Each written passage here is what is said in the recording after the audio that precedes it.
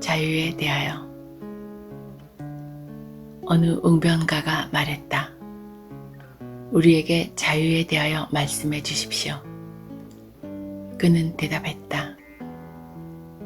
저는 성문과 여러분의 안방 화로 곁에서 여러분이 자신의 자유를 향해 무릎 꿇고 경배하는 것을 보았습니다. 마치 노예가 자신을 죽이는 폭군 앞에서 비굴하게 그를 찬양하는 것처럼. 그렇습니다.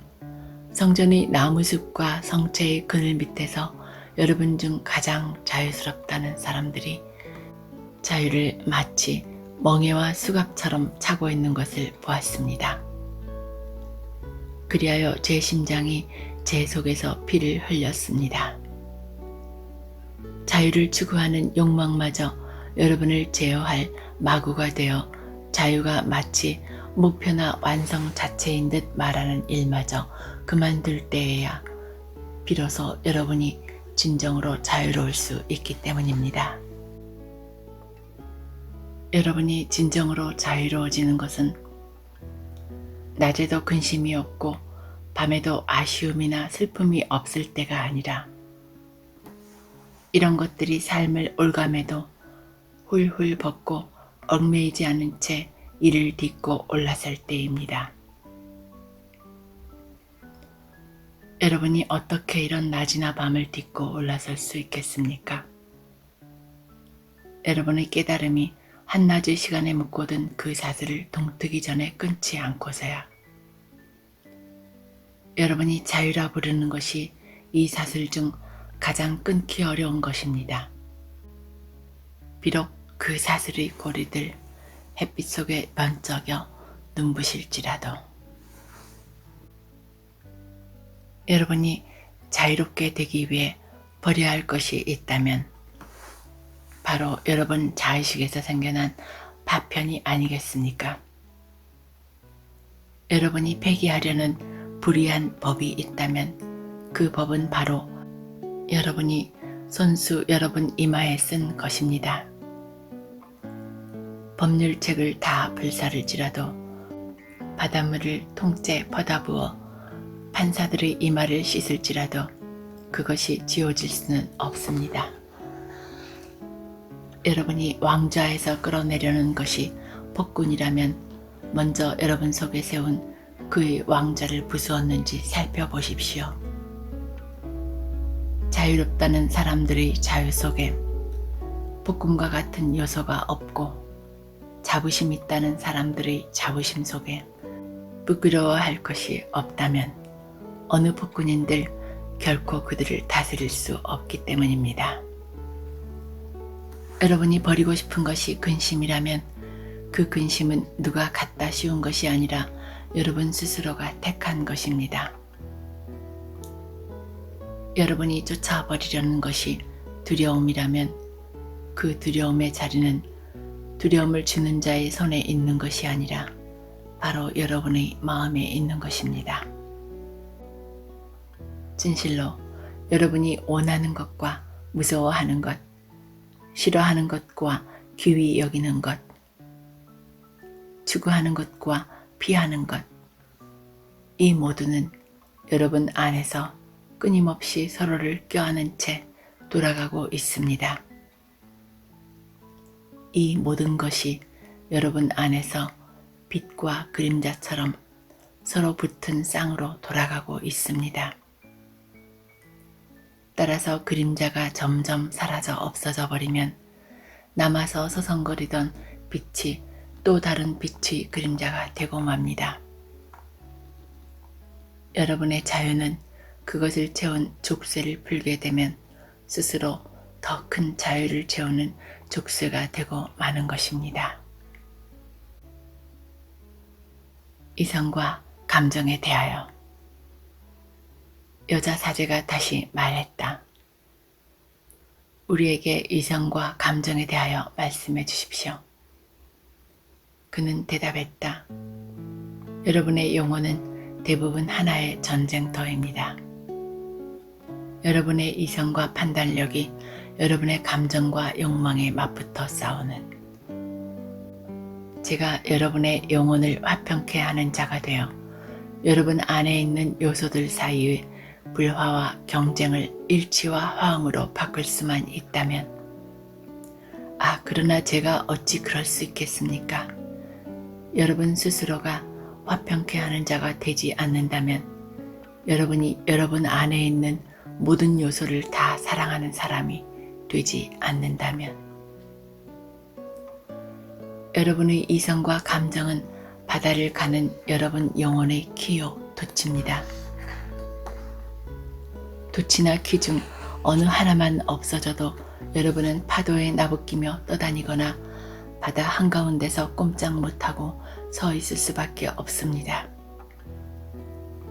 이성은 제 혼자 다스리게 되면 제약하는 힘이 되고, 감정은 돌보지 않고 그냥 두면 타서 자멸할 수밖에 없는 불꽃이기 때문입니다. 여러분, 영혼이 이성을 감정의 높이까지 끌어올리게 하십시오. 그러면 이성이 노래하게 될 것입니다. 여러분의 영혼이 감정을 이성으로 다스리게 하십시오. 그러면 감정은 마치 불탄 잿더미에서 되살아나는 불사조처럼 매일 부활하는 삶을 살게 될 것입니다.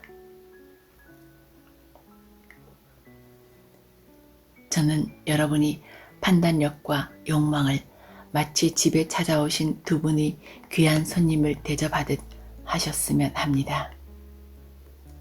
물론 여러분은 한 손님을 다른 손님보다 더 극진히 대접하지는 않을 것입니다.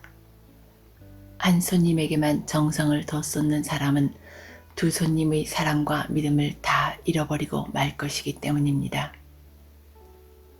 저 언덕 사이 흰 플라타너스 시원한 그늘에 앉아 먼 들판과 초원의 평화와 정적을 즐길 때면 조용히 말하십시오.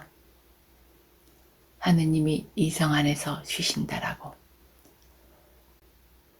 폭풍이 몰아닥쳐 거센 바람숲을 흔들고 천둥 번개가 하늘의 위엄을 선포할 때면 경외의 참마음으로 말하십시오.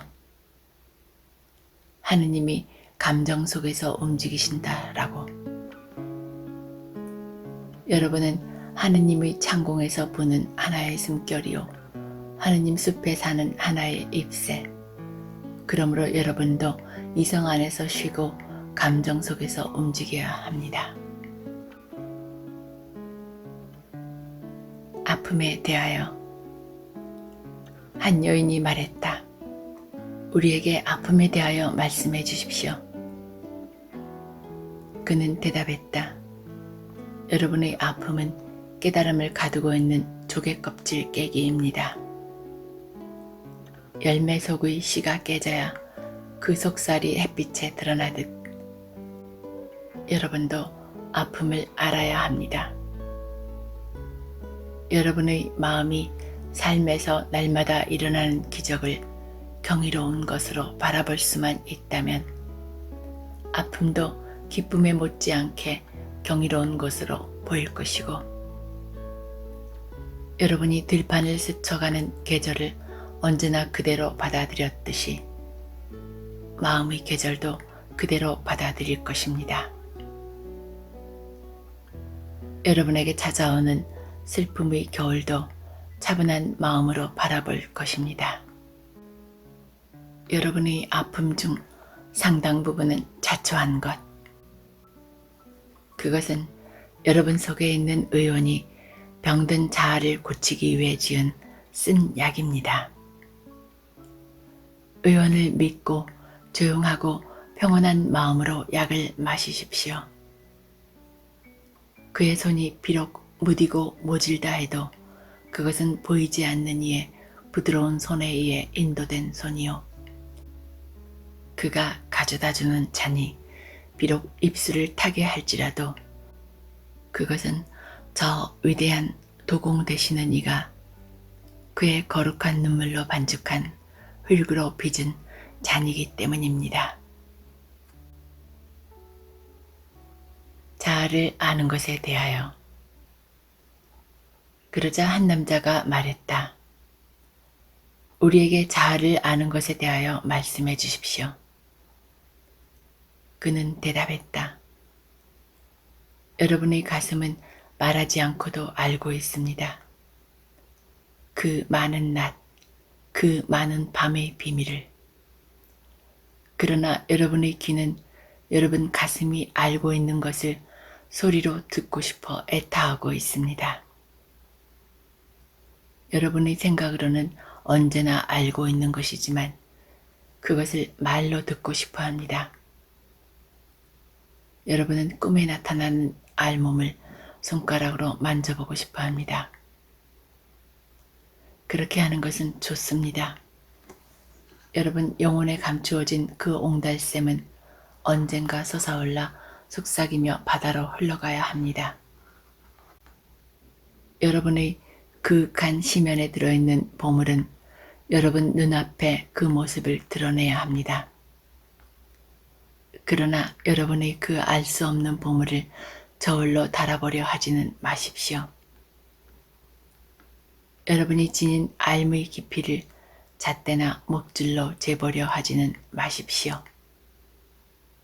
자아는 끝도 없고 헤아릴 수도 없는 바다이기 때문입니다.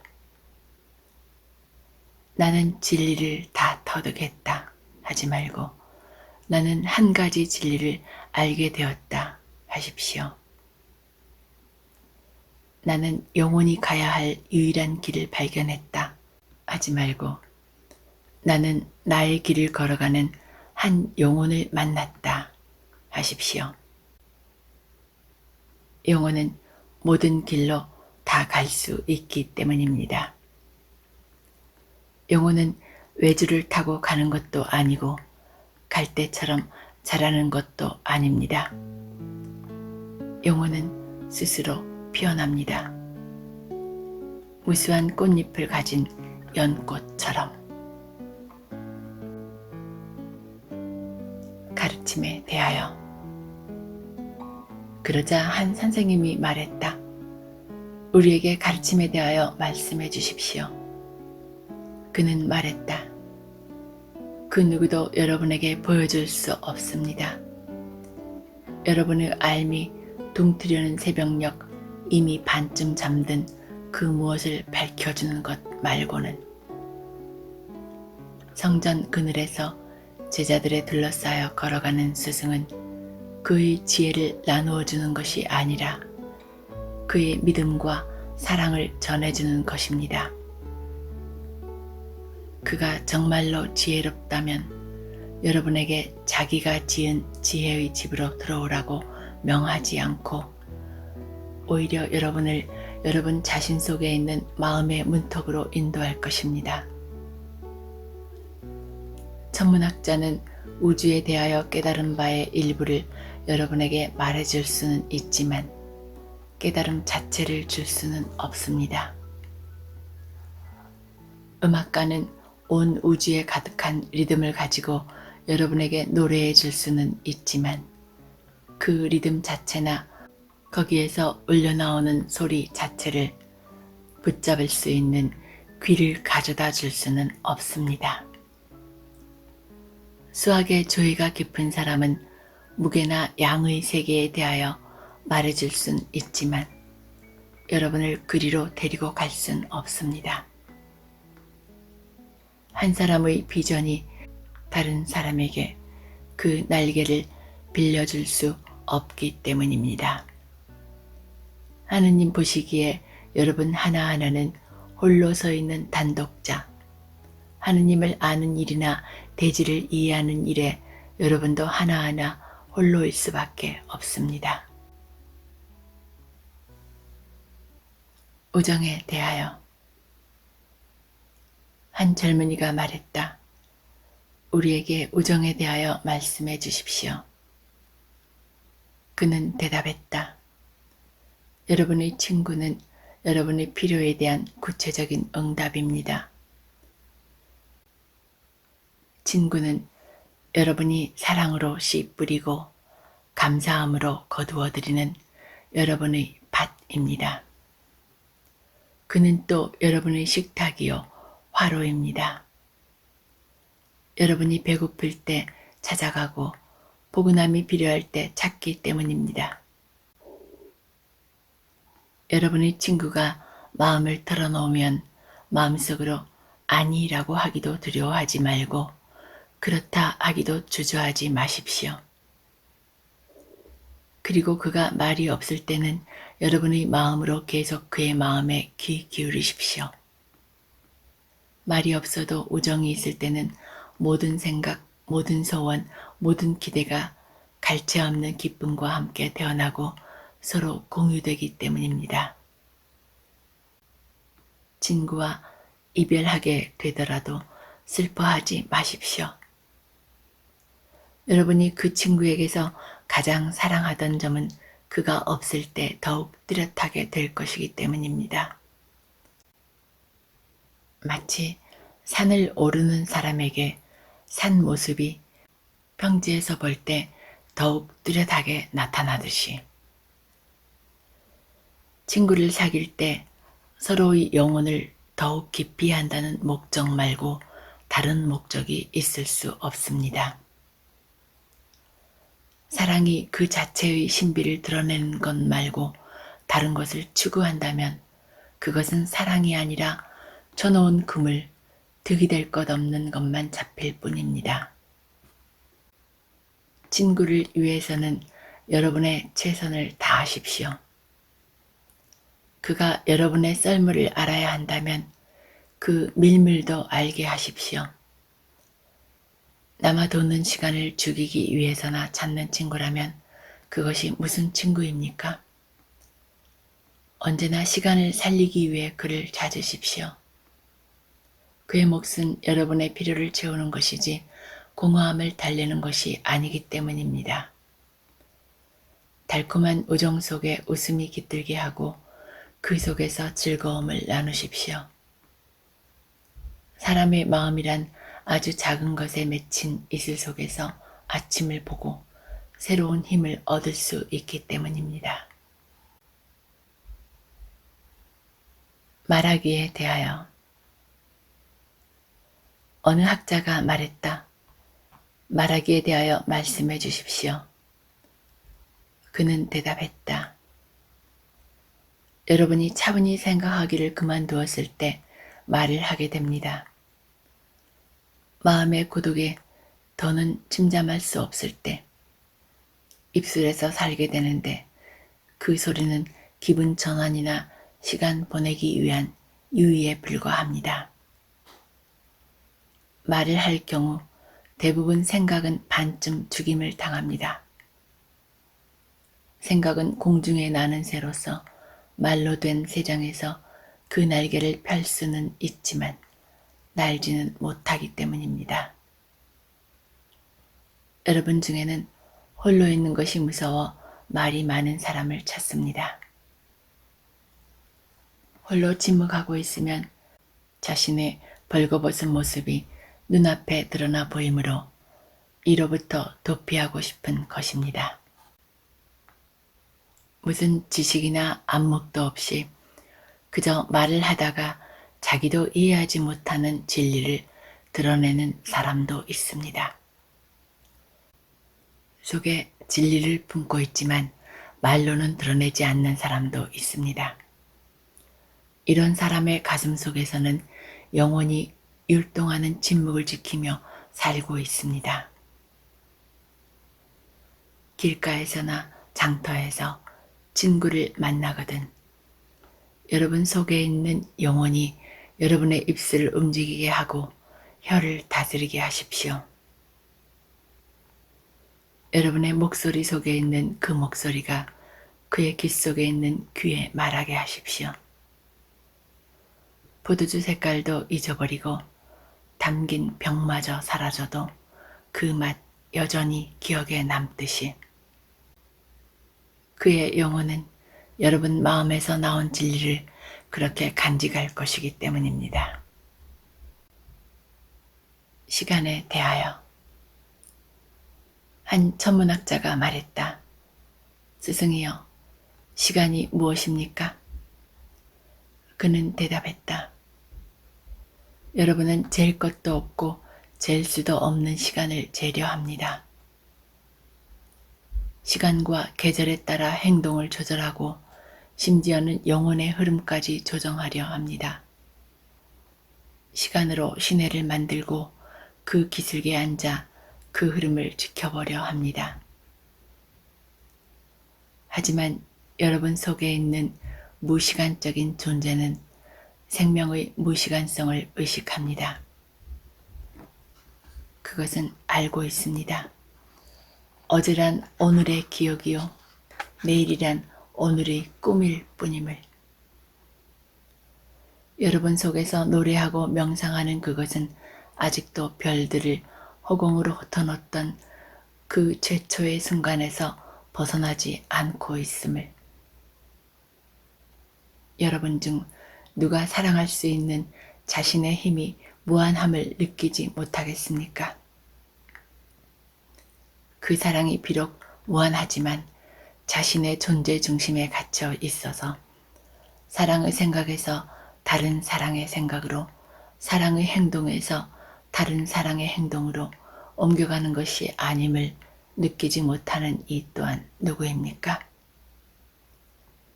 시간이란 사랑이 그런 것처럼 가릴 수도 없고 공간도 없는 것 아닙니까?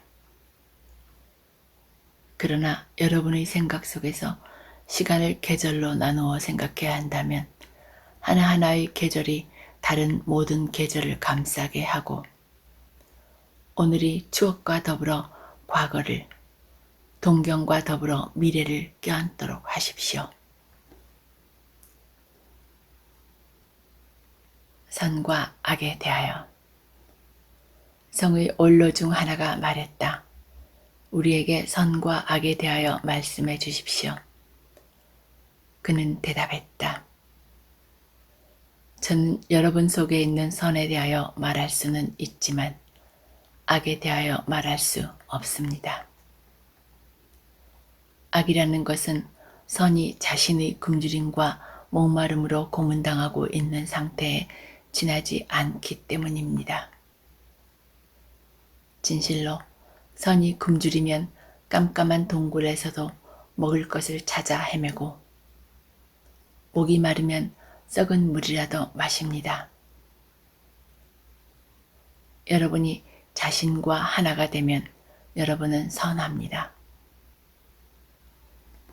그러나 여러분 자신과 하나가 되지 못하더라도 악한 것은 아닙니다. 갈라진 집이라고 도둑의 소굴이 되는 것은 아니고 그것은 그냥 갈라진 집일 뿐입니다. 키가 없는 배라도 위험한 섬 사이를 정처 없이 떠다니기는 하겠지만 아직 바닥으로 가라앉은 것은 아닙니다. 여러분이 자신의 일부를 주려고 애쓴다면 선합니다. 그러나 여러분이 자신의 이익을 구한다고 악한 것은 아닙니다. 이익을 구할 때 여러분은 대지에부터 그 가슴에서 젖을 빠는 뿌리일 뿐이기 때문입니다. 그렇습니다. 열매가 뿌리를 보고 나처럼 되라. 물이 있고 풍만하고 언제나 풍성함을 나눠주는 나처럼 이라 할 수는 없습니다. 열매는 주는 것이 필요하지만 뿌리는 받는 것이 필요하기 때문입니다. 여러분이 말하는 중에 완전히 깨어있으면 선합니다. 그러나 여러분의 혀가 목적도 없이 더듬거리는 동안 여러분이 잠자더라도 악한 것은 아닙니다. 차라리 더듬거리는 말이 연약한 혀를 강하게 할 수도 있습니다. 여러분이 목표를 향하여 의연하게 당당한 걸음으로 걸어가면 선합니다. 그러나 절름거리면서 저리로 가더라도 악한 것은 아닙니다. 절름거리면서 가더라도 뒤로 가는 것은 아닙니다. 그러나 힘세고 재빠른 여러분, 마치 친절인 양 생각하고 절름발이 앞에서 절름거리는 일은 없도록 하십시오. 여러분은 셀 수 없이 많은 방법으로 선할 수 있고 선하지 못하다고 해서 악한 것은 아닙니다. 그저 빈둥거리며 게으를 뿐입니다. 안타까운 일입니다. 노루가 거북이에게 재빠름을 가르쳐줄 수 없는 것이. 선이란 여러분의 거대한 자아를 사모하는 마음에 있는 것. 그 사모하는 마음은 여러분 누구에게나 다 있습니다. 여러분 중 어떤 이에게는 그 사모함이 저 언덕의 비밀과 숲속의 노래를 휩쓸고 세차게 바다로 밀려 들어가는 급류이기도 하고, 어떤 이에게는 그 사모함이 갈 길을 잃고 이리 휘고 저리 구부러지면서 바다에 이르지도 못하고 서성거리는 평지의 흐름이기도 합니다. 사모하는 마음이 큰 사람이 사모하는 마음이 작은 사람 보고 왜 넌 그리 느리고 오물거리느냐 라고 하지 마십시오. 정말로 선한 사람은 벌거벗은 사람에게 내 옷은 어디 있느냐 하거나 집이 없는 사람에게 내 집은 어떻게 되었느냐 하지 않기 때문입니다. 기도에 대하여. 그러자 한 여자 사제가 말했다. 우리에게 기도에 대하여 말씀해 주십시오. 그는 대답했다. 여러분은 곤란할 때, 뭔가 필요할 때만 기도합니다. 기쁨이 충만하고 넉넉한 날에도 기도하시기 바랍니다. 기도란 여러분 자신을 살아있는 대기로 확장하는 것이 아니고 무엇입니까?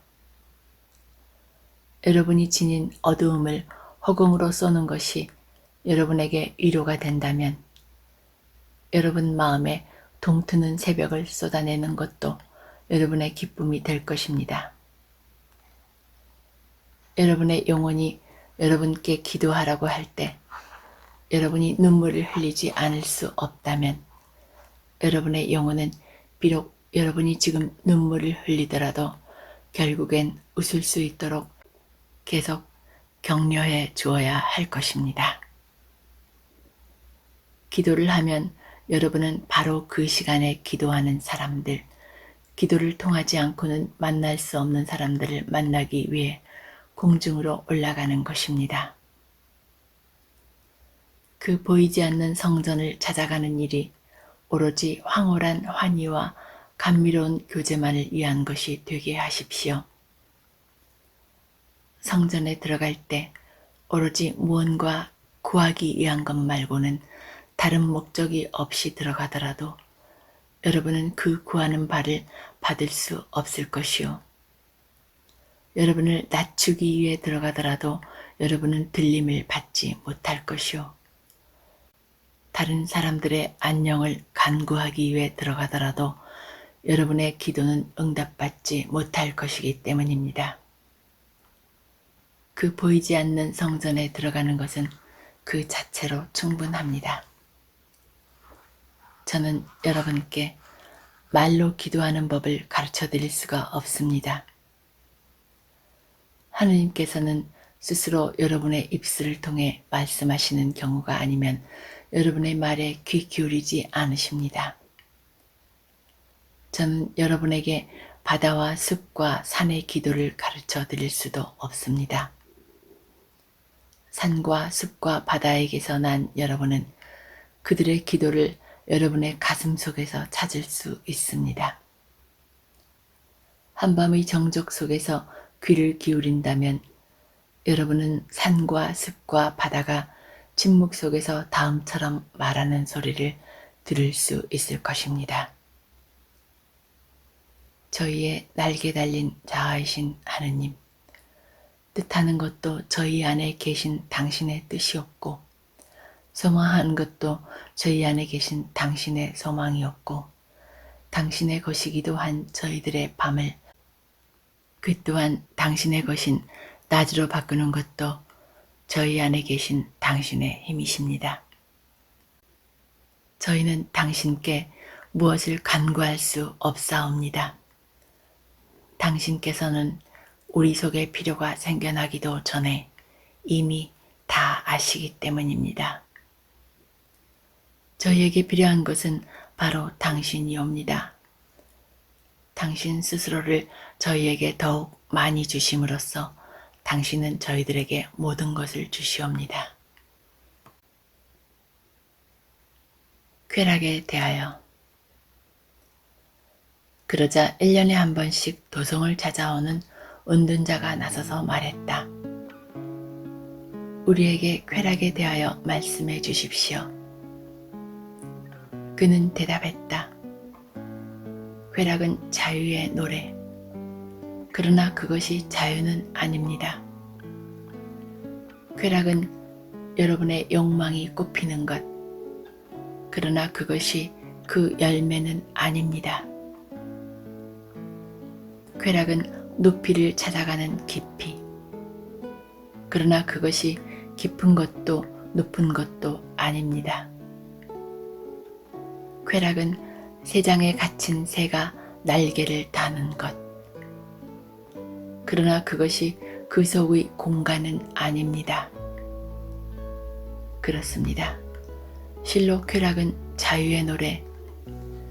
저는 여러분이 마음껏 그것을 노래하기 원하지만 노래 부르다가 여러분이 마음을 잃어버리기를 바라지는 않습니다. 여러분 젊은이 중 더러는 쾌락이 인생의 전부인 것처럼 그것을 추구하다가 비판도 받고 질책도 당합니다. 저는 그들을 비판하거나 질책하지 않습니다. 그들이 계속 쾌락을 추구하도록 하고 싶습니다. 그들이 쾌락을 찾게 되면 쾌락만을 찾는 것이 아니기 때문입니다. 7이나 되는 쾌락의 자매, 그들 중 가장 못한 것도 쾌락보다는 더욱 아름답습니다. 여러분은 들어보지 못했습니까? 뿌리를 캐려고 땅을 파다가 보물을 찾게 된 사람의 이야기를. 여러분 나이 드신 분 중 더러는 쾌락을 회상할 때 마치 술에 취해 저지른 잘못 같은 것으로 여기고 후회합니다. 후회하는 것은 마음을 흐리게만 할 뿐 맑게 하지는 않습니다.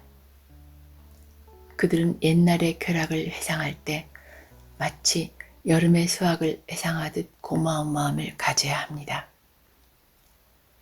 그러나 후회하는 것이 그들의 마음을 편하게 한다면 마음 편하도록 해드리십시오.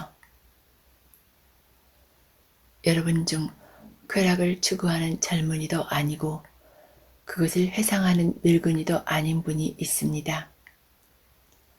그들은 혹시 영혼을 소홀히 하거나 거역하게 될까 염려하느라 쾌락을 추구하는 것도 회상하는 것도 무서워 아예 멀리 해버립니다. 그렇게 멀리하는 것 자체가 그들의 쾌락입니다. 그들도 떨리는 손으로 뿌리를 캐다가 보물을 찾는 것입니다. 제게 말씀해 주십시오. 도대체 누가 영혼을 거역할 수 있습니까? 두견이 밤에 고요를 거역하고 반딧불이가 별들을 거역합니까? 여러분의 불길이나 연기가 바람에게 짐이 될 수 있습니까? 영혼이 막대기 하나로 어지럽힐 수 있는 잔잔한 연못이라도 된다고 생각하십니까? 많은 경우 여러분 스스로 쾌락을 거부하는 것은 내면 깊숙한 곳에 오히려 욕망을 더욱 많이 쌓는 일일 뿐입니다. 오늘 빠뜨린 듯한 것이 내일을 기다리고 있을 따름인지 누가 압니까? 여러분의 육체마저도 그 물려받은 유전과 정당한 필요를 알고 있기에 속는 일이 없습니다. 여러분의 몸은 여러분 영혼의 검은고, 거기에서 아름다운 음악이 울려나게 할 것인가, 혼란스러운 소리가 나오게 할 것인가는 전적으로 여러분의 몫입니다. 이제 여러분은 마음속으로 물어보십니다.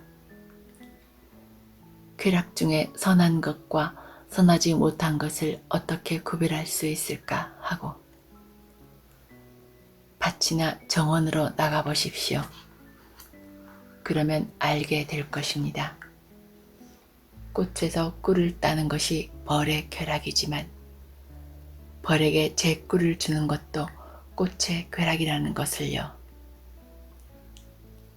벌에게는 꽃이 생명의 샘이요. 꽃에게는 벌이 사랑의 전달자. 벌과 꽃 둘 다에게 이처럼 쾌락을 주고받는 일은 필요하며 황홀, 그것이기 때문입니다. 오팔리지에 사시는 여러분, 쾌락을 누리실 때 여러분은 꽃과 벌이 되십시오. 아름다움에 대하여 한 시인이 말했다. 우리에게 아름다움에 대하여 말씀해 주십시오. 그가 대답했다.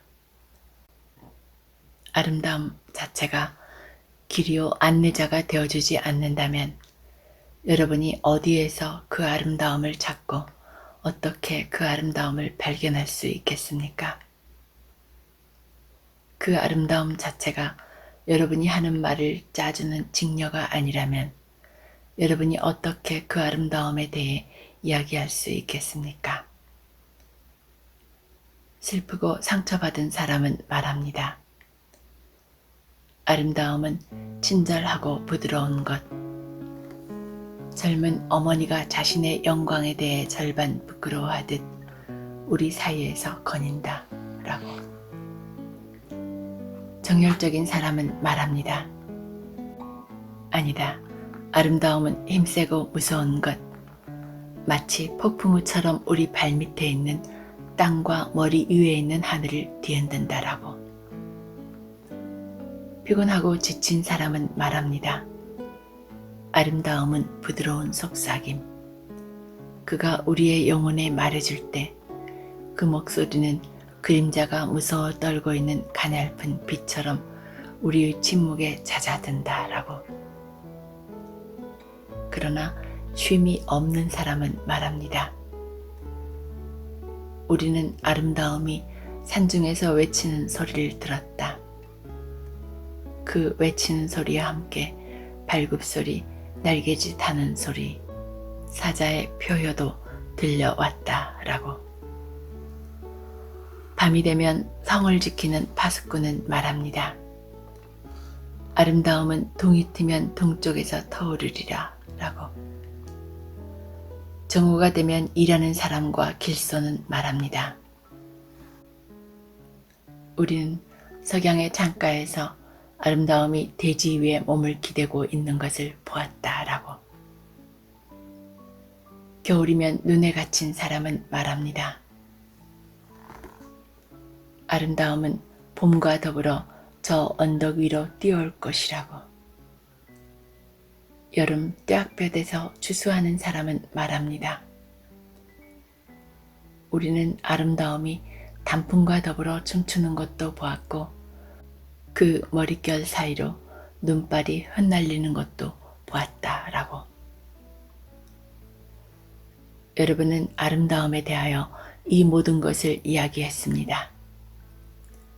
그러나 실상 아름다움 자체에 대하여 이야기한 것이 아니라 여러분의 채워지지 않은 필요에 대해서만 말한 것입니다.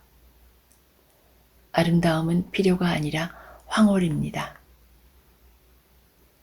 그것은 목이 말라 타는 입도 아니고 무언가를 잡으려 내민 빈손도 아닙니다. 오히려 불붙은 심장이요 황홀해진 영혼입니다. 그것은 여러분이 보고 싶어하는 형상도 아니고 듣고 싶어하는 노래도 아닙니다. 오히려 눈을 감아도 보이는 형상이요 귀를 막아도 들리는 노래입니다. 그것은 홈이 파진 나무 껍질 안에 있는 수액도 아니고 날카로운 발톱에 붙은 날개도 아닙니다. 오히려 언제나 꽃피는 정원이요 언제나 날아다니는 천사의 무리입니다. 오팔리즈에 사시는 여러분, 아름다움은 생명이 그 거룩한 얼굴에서 너울을 벗을 때의 그 생명입니다. 바로 여러분이 그 생명이요 그 너울입니다. 아름다움은 거울에서 스스로를 응시하는 영혼입니다. 바로 여러분이 그 영혼이요 그 거울입니다.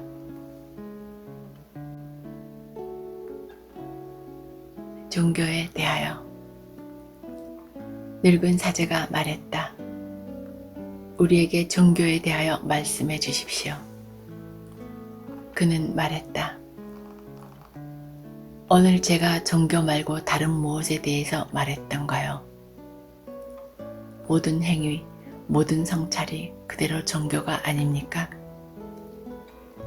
사실 종교란 행위나 성찰도 아니고 손으로 돌을 다듬고 배틀에서 배를 짜는 동안에도 끊임없이 영혼에 솟아오르는 그 경이로움, 그 놀라움이 아니겠습니까? 누가 신앙과 행동을, 믿음과 하는 일을 갈라놓을 수 있겠습니까? 누가 자기 앞에 시간을 펴놓고 이것은 하느님을 위한 것, 이것은 나 자신을 위한 것, 혹은 이것은 나의 영혼을 위한 것, 이것은 나의 몸을 위한 것이라고 할 수 있겠습니까? 여러분의 모든 시간은 허공을 통해 자아에서 자아로 펄럭이며 날아가는 날개입니다. 도덕성을 최고의 옷인 양 입고 있는 사람은 차라리 벌거벗는 것이 좋습니다. 바람과 햇빛이 그의 살갗에 구멍을 내지는 않을 것입니다. 행동을 윤리로 규정하려는 사람은 노래하는 새를 새장에 가두는 것. 자유롭기 그지없는 노래는 철창이나 철조망 틈에서 나올 수가 없습니다. 예배하는 것이 열었다가 닫을 수도 있는 창문이라 생각하는 사람은 아직 그 창문이 새벽에서 새벽으로 이어진 자기 영혼의 집에 가본 적이 없는 사람입니다. 매일의 삶이 여러분의 성전이요, 여러분의 종교입니다. 거기 들어갈 때마다 여러분이 가진 모든 것을 다 가져가십시오. 쟁기, 풀무, 나무망치, 검은고 등 필수품으로 만들었거나 즐거움을 위해 만든 모든 것을 여러분은 환상 속에서도 여러분이 이룩한 구체적인 것 이상으로 오를 수 없고 여러분이 직접 당해본 실패 이하로 내려갈 수 없기 때문입니다. 그리고 모든 사람을 데리고 가십시오. 찬송 속에서도 여러분은 그들의 희망보다 더 높이 날 수 없고 그들의 절망보다 더 낮게 낮출 수가 없기 때문입니다. 하느님을 알려면 수수께끼를 풀려는 사람이 되지 마십시오. 오히려 주위를 살피십시오. 그가 여러분의 자녀와 함께 놀고 계심을 보게 될 것입니다. 공중을 보십시오. 그가 구름 속을 거니심을, 번개로 그의 팔을 펴심을, 그리고 비를 타고 내려오심을 보게 될 것입니다. 여러분은 그가 꽃들 속에서 미소 지으시다가 오르시어 나무들 속에서 손 흔드심을 보게 될 것입니다. 죽음에 대하여. 그러자 알미트라가 말했다. 이제 죽음에 대하여 물어보고 싶습니다. 그는 말했다. 여러분은 죽음의 비밀을 알고자 합니다. 그러나 여러분이 삶 한가운데서 죽음을 찾지 않는다면 어찌 그것을 찾아낼 수 있겠습니까? 밤에만 볼 수 있어 낮에는 눈먼 올빼미의 눈은 빛의 신비를 가린 노을을 벗길 수 없습니다. 여러분이 진정으로 죽음의 영혼을 보고 싶으면 살아있는 몸을 향해 심장을 활짝 여십시오. 삶과 죽음은 강과 바다가 하나일 듯 한 몸이기 때문입니다. 여러분의 희망과 소원, 저 깊음 속에 저 너머 세계에 대한 여러분의 말없는 알미 들어 있습니다. 눈 밑에서 꿈을 꾸는 씨앗처럼 여러분의 가슴은 봄을 꿈꾸고 있습니다. 꿈을 믿으십시오. 그 속에 영혼으로 통하는 문이 감춰져 있기 때문입니다. 여러분이 죽음을 두려워하는 것은 목동이 그에게 영예의 손을 얹으려는 왕 앞에 서서 떠는 것입니다. 이제 왕의 표를 지닐 것을 생각하면 목동은 떨리더라도 기뻐해야 하지 않겠습니까? 그런데도 그는 오히려 떠는 것에 더 신경을 쓰고 있지는 않습니까? 죽는 것이 바람 속에서 벌거벗고 서는 것, 태양으로 녹아 들어가는 것이 아니고 무엇입니까?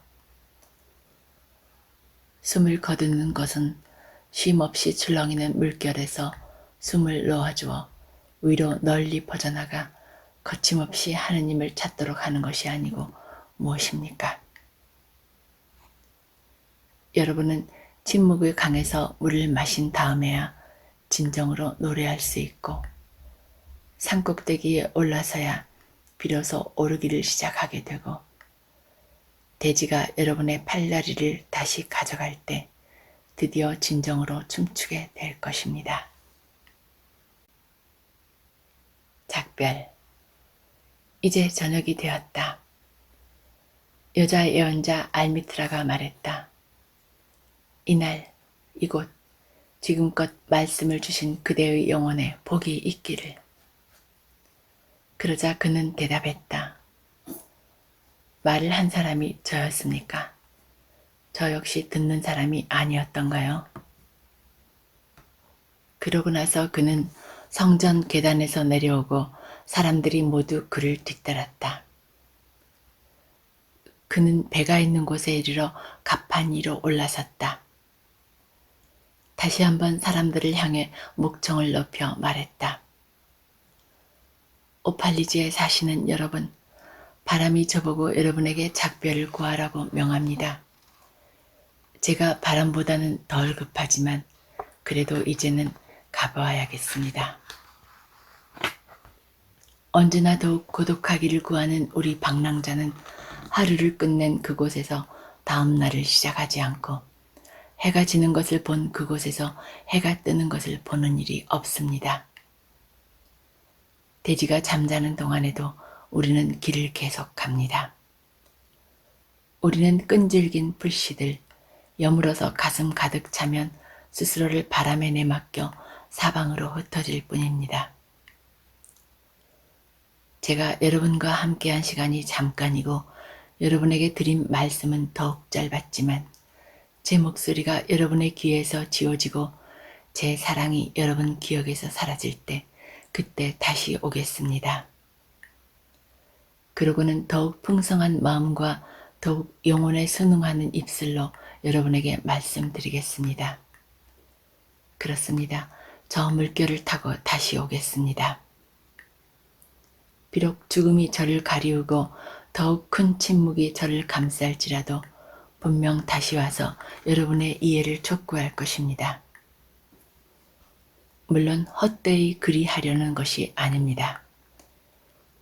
제가 말한 것이 조금이라도 진리라면 그 진리는 더욱 분명한 목소리와 여러분의 생각에 더욱 익숙한 말로 스스로를 드러낼 것입니다. 오팔리지에 사시는 여러분, 저는 바람과 함께 갑니다. 결코 허무 속으로 떨어지는 것은 아닙니다.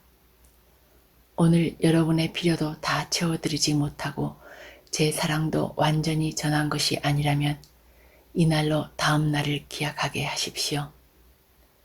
인간의 필요는 변하지만 그의 사랑도 그 사랑으로 필요를 충족하려는 욕망도 변하지 않습니다. 알아두십시오. 더욱 큰 침묵으로부터 제가 다시 돌아올 것입니다. 새벽에 흩어지는 안개는 들녘에 이슬만 남기고 위로 올라가 구름으로 뭉쳤다가 다시 비가 되어 떨어집니다. 저도 안개와 다를 바 없습니다. 밤의 정적 속에서 저는 여러분의 거리를 거닐었고 제 영혼은 여러분의 집을 방문했으며 여러분의 심장 맥박이 제 심장에서 뛰었고 여러분의 숨결이 제 얼굴을 스쳤습니다. 저는 여러분 모두를 너무나 잘 알고 있었습니다. 그렇습니다. 저는 여러분의 즐거움과 아픔을 다 알고 있었고 여러분이 주무시면서 꾸는 꿈도 그대로 제 꿈이었습니다. 산중에 호수가 있듯 저도 여러분 안에 있었습니다. 그리고 비추었습니다. 여러분 속에 있는 산 꼭대기와 굽이치는 산비탈과 심지어 무리지어 날아가는 여러분의 생각과 욕망까지도. 여우를 타고 여러분 자녀의 웃음이 강을 따라 여러분 젊은이의 여망이 제 침묵으로 흘러들었습니다. 이 여울과 강, 제 심연에 이를지라도 그들의 노래 멈추지 않았습니다. 그러나 웃음보다 더 감미롭고 열망보다 더 위대한 것이 제게 찾아왔습니다. 그것은 바로 여러분 속에 있는 그 무한자, 그 넓은 분 안에서 여러분은 모두 그의 세포와 힘줄에 지나지 않습니다. 여러분이 노래할 때마다 찬양하는 그분은 소리 없는 고동, 여러분이 더없이 넓은 것은 그 더없이 넓은 분 안에서입니다. 저도 그분을 바라보듯이 여러분을 바라보고 여러분을 사랑했습니다.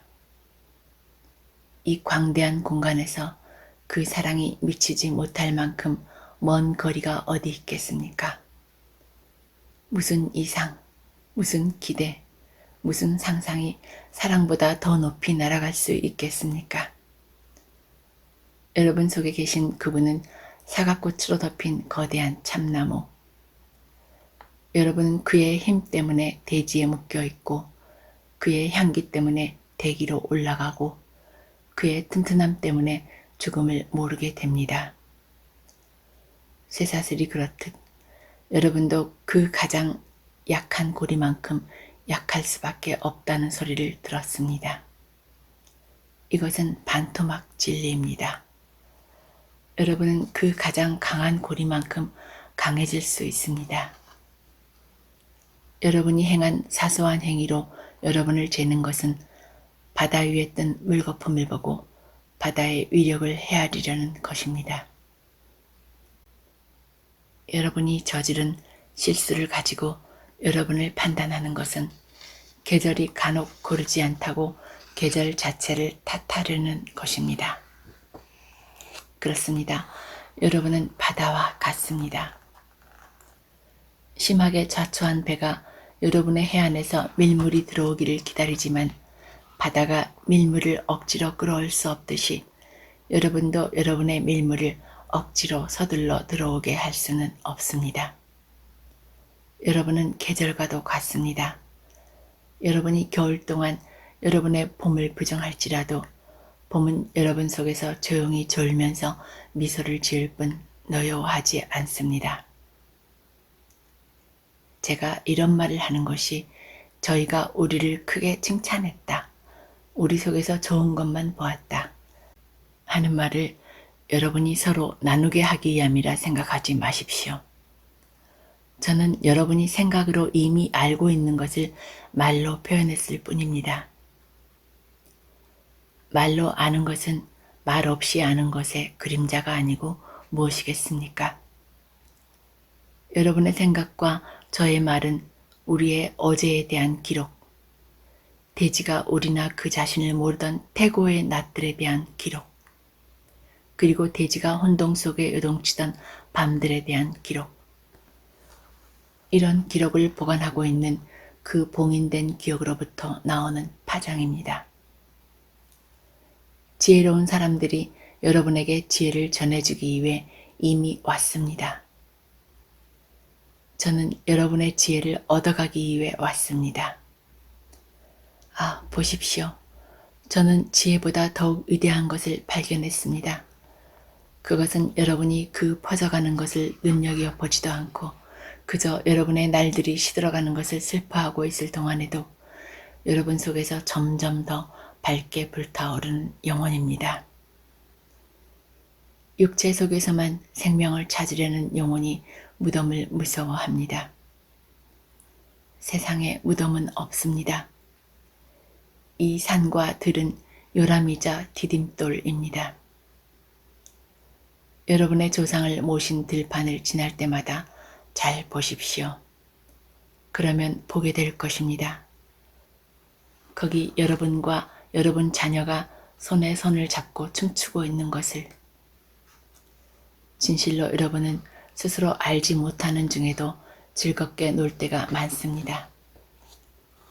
다른 이들이 와서 여러분의 믿음에 황금 같은 약속을 하므로 여러분은 그들에게 부와 권력과 영광을 돌렸습니다. 저는 변변한 약속 하나도 하지 못했지만 여러분은 저에게 더할 수 없이 후하셨습니다. 여러분이 제게 준 것은 삶에 대한 더욱 깊은 목마름입니다. 그의 모든 목표가 타는 입술로 바뀌고 그의 삶이 샘으로 변하게 하는 것, 실로 한 사람에게 줄 수 있는 이보다 더 큰 선물은 없습니다. 저의 영광과 저의 보상은 이것입니다. 제가 그 샘물을 마시러 샘으로 올 때마다 생명수 자체가 목말라 하고 있음을 발견하는 것. 제가 물을 마시는 동안 그 물도 저를 마신다는 것. 여러분 중 더러는 제가 자존심이 강하고 지나치게 수줍어 선물을 받지 않는다고 생각하셨습니다. 너무 자존심이 강해 싹쓸 받지 않는 것은 사실입니다만 선물은 다릅니다. 여러분이 저를 여러분 식탁으로 초청하셨을 때도 저는 언덕에 다니며 머리를 따먹었고 여러분이 저에게 즐겨 잠자리를 주려 했을 때도 저는 성전 문간에서 잠을 잤지만 먹을 것으로 제 입을 달콤하게 하고 환상으로 제 잠을 채워준 것은 바로 저의 밤과 낮을 보살펴 주신 여러분의 사랑스러운 마음쓰심이 아닙니까? 저는 여러분에게 더없이 크신 축복이 임하기를 기원합니다. 여러분은 많은 것을 주고도 주신 것조차 전혀 알지 못하십니다. 정말입니다. 친절히 거울에서 스스로를 응시할 때 그것은 돌로 변하고 선행이 부드러운 이름으로 스스로를 찬양할 때 그것은 저주의 아비가 됩니다. 여러분 중 더러는 제가 사람들과 떨어져서 스스로의 고독에 취했다고 했습니다.